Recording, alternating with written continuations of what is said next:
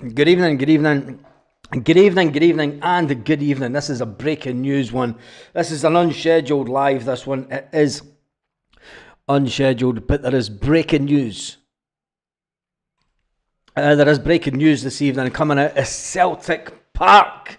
Yes, make sure you share this live to as many people as you can, because there's breaking news coming out of Celtic Park tonight. Celtic have released the interim report for the 6 months to December 31st, 2024. The key operational items. There were 14 home fixtures. The participation in the UEFA Champions League group stage for both men and women's team. There was post-end qualification playoffs for the men's and the Champions League, and there were winners of the Premier Sports Cup in 2024. The key financial items: revenue reduced by 2.1% to 83.5 million. That's down from 85 in the 6 months to December last year. So we're down just a couple of £1 million. It's not a lot. Profit before trading and tangible asset transactions was 26 million. We sold players worth 26 million in the summer. The summer before, we sold 32 million pounds worth of players. Profit before transfer and player registration. I'm just going to see how many people was on. This is breaking news tonight. This isn't the main video of the night. We will still be back with the meltdown at 5 o'clock. £25 deferred in the next 6 months, approximately.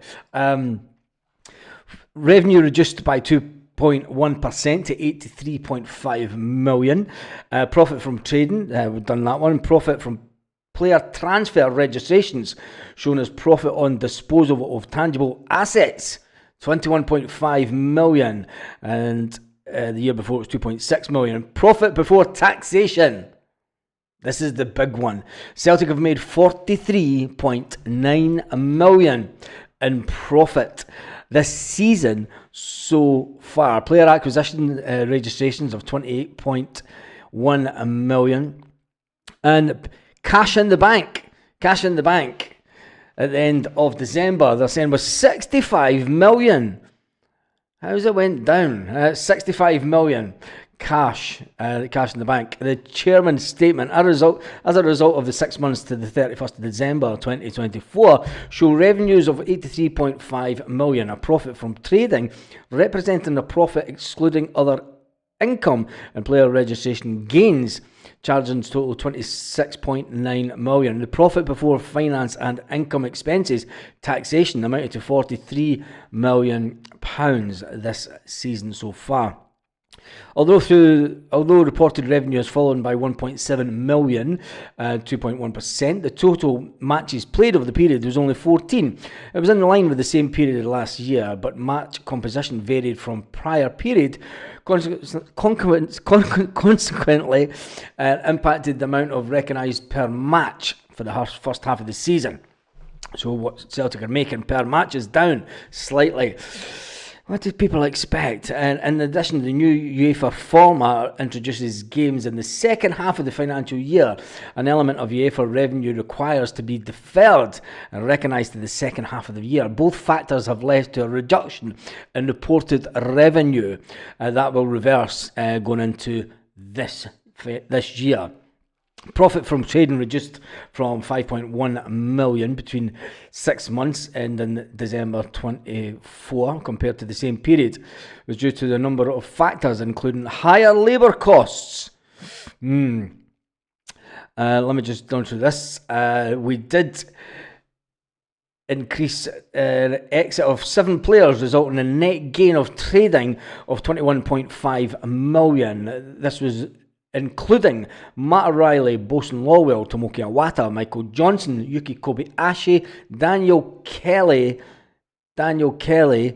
and were all sold. It's important to know that with respect to the cash and cash equivalents the last 6 months, despite the significant profit, we saw an 11.8 million reduction in cash reserves from 77 million to 65 million to the end of December. The key drivers of this were a significant transfers spend incurred in this period, which exceeded our transfer record spend twice, and the investment into the first team and playing squads continue. Investment into infrastructure, including Barrafield development at Lennoxtown also.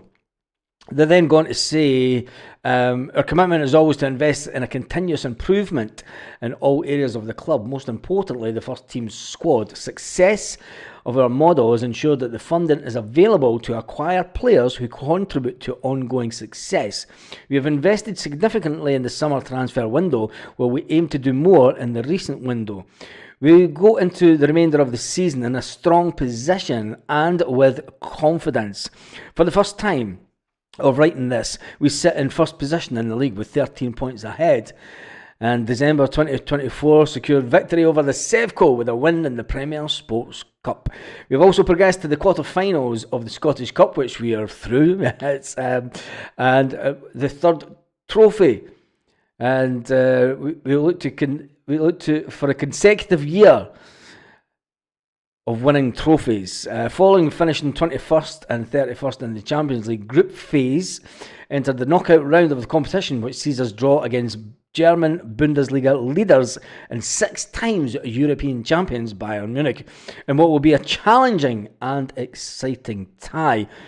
It says, and then goes on about the women's team, and it said that the women's team reached their first ever Champions League group stage competition, which they were drawn against Chelsea, Real Madrid and FC 20. It was a challenging group, and they were unable to secure victory in our first women's venture into the Women's Champions League.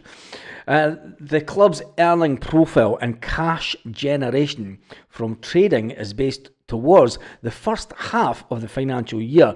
We naturally expect a seasonal downturn in earnings in the second half of the year. This reflects the fact that receipts from European competition are largely recognised in the first half, whereas the second half does not have the benefit. Well, it does this year, because we've got a Champions League game this week, so there will be that to be added on, but one game, and then there's got the money to come in from Europe. The seasonal profile is entirely within expectations of our planning and assumptions. Our outrun earnings are also materially impacted by football success and year-end assessment of player registrations carrying values. Taking all this into consideration, we would expect the total outturn financial performance for the year ending 30 June 2025 to be significantly lower than the one posted in the first 6 months of the financial year. It's always the same. Celtic make their money in Europe in the first half of the season, and because it happens with every club really, because the majority of our cash comes from the success in the Champions League, and you're not going to have that same cash coming in the second half of the season. So, for a business point of view, it's fine. It's expected. It is expected. Taking this all into consideration, we would expect earnings the second half of the year to be lower than the first half of the year. We wish to extend our gratitude and appreciation to all our supporters for backing the club on behalf of the board. Also, thanks to our employees, shareholders and commercial partners for their continued support. Peter Lawwell, 10th of February 2025. We're in the money. We're in the money. I'm going to get one of the guns that shoot the cash out. Boom, boom, boom. Like I'm Lawwell sitting on the chair. Boom, boom, boom, boom, boom, boom, boom. Cash time. Bring it on.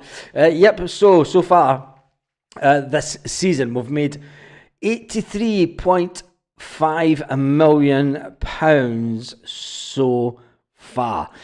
83.5 million. That's a fantastic amount of money.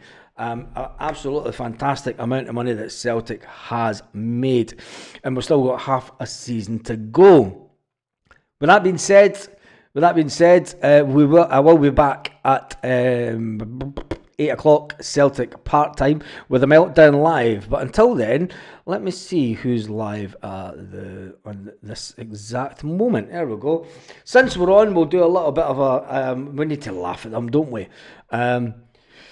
Yeah, let's laugh at this lot first, and then we'll come back and do the real Meltdown live later on.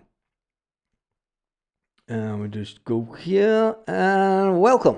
over the weekend when I selected this slot to do a podcast on. I thought I was going to cover a very straightforward, high-scoring game against lower opposition, and how wrong I've been, because I think this is the worst result that I can remember in the history of the club. Certainly worse than Progress Niederkorn for me. The guys that are joining me tonight, I'm not going to ask you how you're doing, because I imagine you're probably just like myself. I'm just going to introduce you. So, Scotty, welcome to the show, pal. Hi, thanks for having me on, mate. Welcome. Ryan, yourself, welcome on. Cheers, thank you. That record came on, and then he's I think the last time they beat us was 1800 and something. So he's broken another record there. You know, he just seems to like tumbling these records against teams that we usually have a good upstanding against, particularly lower division teams. You never should be losing that game. It's the old adage, isn't it? Hard work beats talent, and talent doesn't work hard, and that's what we got served up yesterday. Just an absolute poor performance, poor attitude. Panic set in before they scored. They started to realise we're on a game here, because they were coming into the game. You could see that, and then they got what they deserved. They got their goal because they made their goal. They worked for it, and then we, even with a very soft penalty claim, which we'll probably talk about, against us, particularly at Ibrox, because it's not the first time he's done it at Ibrox. So rinse and repeat for him. All he has to do is set his team up to be stuffy. He's a more creative player at the moment. He doesn't do well with Bayrami in the. I'm not really caring. Who cares? Anyway, Fester is a legend. It is that. I will be back at 8 p.m. Celtic Park time.